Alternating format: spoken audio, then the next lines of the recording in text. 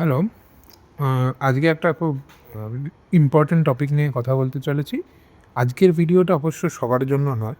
যারা একটু better students বা যাদের র্যাঙ্কটা একটু ভালোর দিকে তাদের জন্যে। আজকের বিষয়টা হলো যাদবপুর ইউনিভার্সিটির মেকানিক্যাল বা কেমিক্যাল জাতীয় ব্রাঞ্চগুলো আমি নেব? নাকি সমসাময়িক র্যাঙ্কে কেজিইসি, জেজিইসির টপ ব্রাঞ্চ যেমন সিএসই, আইটি, ইটিসি এগুলো নেব? হয়তো সিএসই হয়ে যায় এই র্যাঙ্কে। তো এইটা একটা অনেকের মনে প্রশ্ন থাকে যে এবং এটা মেকানিক্যাল, কেমিক্যাল ওই টাইপের বা পাওয়ার এই টাইপের ব্রাঞ্চ নেব নাকি আমি কেজিইসি, জেজিইসিতে সিএস নিয়ে চলে যাব? তো এই ক্ষেত্রে আমার ২-১টা জিনিস বলার আছে। আগে প্রথম বুঝতে হবে আমি কি চাই? আমরা কি করি বেশিরভাগ ক্ষেত্রে এবং এটা আমিও তার আলাদা নই। বেশিরভাগ ক্ষেত্রে আমিও সেম কাজটাই করে থাকি। সেটা হলো যে ব্রাঞ্চটা পাচ্ছি মানে যেটা আমার নাম্বারে বেস্ট হচ্ছে আমি সেটাই নিয়ে নিই। প্রত্যেকে তাই করে।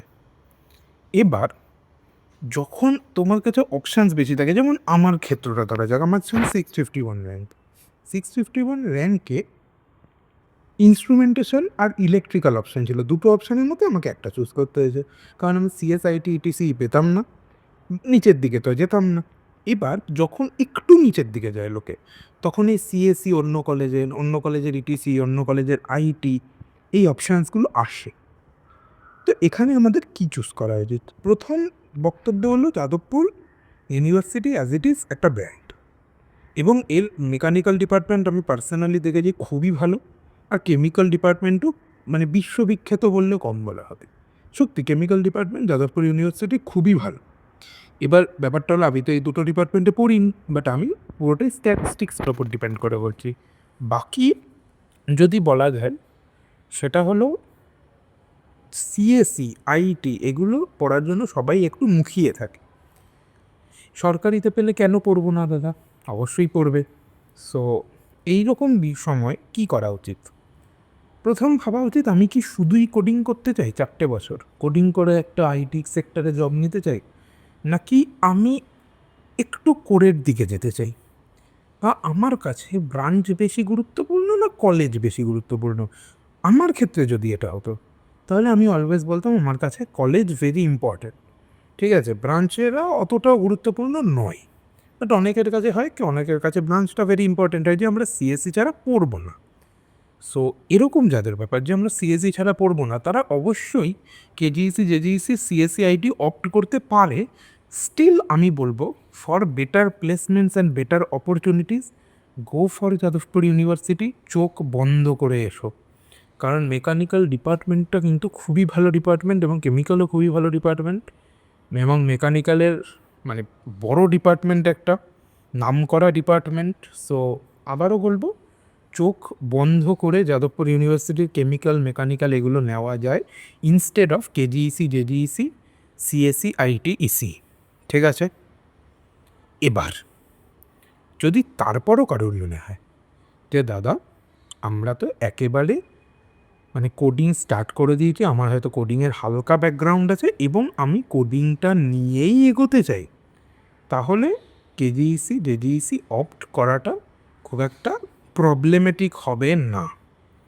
সো এই রকম ক্ষেত্রে একবার একটু নিজে ভেবে নাও, সিনিয়রদের সাথে আলোচনা করো, যেটা আমি বারবার বলি ভিডিওগুলোয় যে কলেজ সিনিয়রদের সাথে আলোচনা করাটা খুবই জরুরি একটা জিনিস।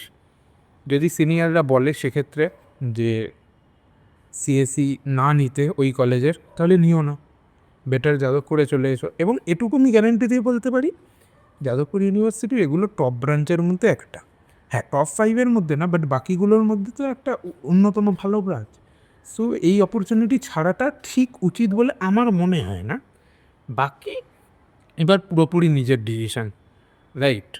ওই যে বললাম যদি কোডিং ভাল লাগে চোখ বন্ধ করে কেজিইসি, জেজিইসি চলে যাও, কারণ খারাপ তো কেউ বলেনি, খুবই ভালো কলেজ। বাট প্লেসমেন্ট ওয়াইজ আবারও বলছি, প্লেসমেন্ট জিনিসটা পুরোপুরি ডিপেন্ডেন্ট আপন ইউ, রাইট? কোনো কলেজ তোমাকে খাইয়ে দেবে না। আইআইটিও দেয় না, এনআইটিও দেয় না, যাদবপুরও দেয় না, কেউ খাইয়ে দেয় না, প্রাইভেটও দেয় না। যারা 100% প্লেসমেন্ট বলে তারাও খাইয়ে দেয় না। পুরোটাই নিজেকে খেতে হয়, খাওয়াটা শিখতে হয়। তো সেই ক্ষেত্রে দাঁড়িয়ে প্লেসমেন্ট নিয়ে অতটাও চুলচেরা বিশ্লেষণ না করে সেটার অপরচুনিটিস ভবিষ্যতে কী করা যেতে পারে সেগুলো নিয়ে ভাবাটা বোধহয় একটু বেশি জরুরি। সো এটা বলেই ভিডিওটা বেশি বড় করব না, কারণ আলোচনাটা খুবই সীমিত সংখ্যার মধ্যে জড়িয়ে আছে। খুব একটা বেশি লোকজন এই আলোচনাটার মধ্যে আসবে না। কেন আসবে না? কারণ আমি একটা জিনিস লক্ষ্য করেছি, অপশানস যত বাড়ে কনফিউশনস তত বাড়ে। তো এখানে অপশানসটা খুবই লিমিটেড, 4-5-6টার মধ্যে ঘুরছে।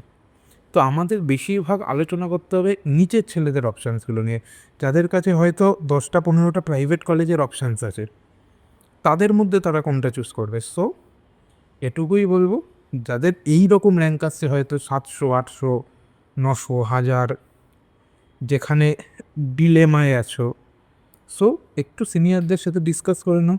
নিজে ঠান্ডা মাথায় ভাবো যে আমার পক্ষে কোনটা বেটার হবে। আমি কি 4 বছর পুরো কোডিং করব? কারণ সিএসসি লাইনে গেলে কোডিং ছাড়া অপশানস অনেকটা কমে যায়। মেকানিক্যালের দিকে সেদিকে দেখতে গেলে আবার কোডিংয়ে অপশানস থাকে একটা, তাছাড়া কোরে একটা ভালো অপশানস থাকে, কারণ মেকানিক্যাল, ইলেকট্রিক্যাল, সিভিল এগুলোর কোরের কিন্তু বেশ প্রচুর চাকরি, এবং বিশেষ করে mechanical electrical, right? Every year মানে জুনিয়র ইঞ্জিনিয়ার্স অ্যাপয়েন্ট হয়। সো এমন ব্যাপার নেই যে দাদা মেকানিক্যাল পড়ে মেকানিক হয়ে যাব, গাড়ির মানে ওই গ্যারাজে গিয়ে কাজ করতে হয় না, ওরকম ব্যাপার হয় না।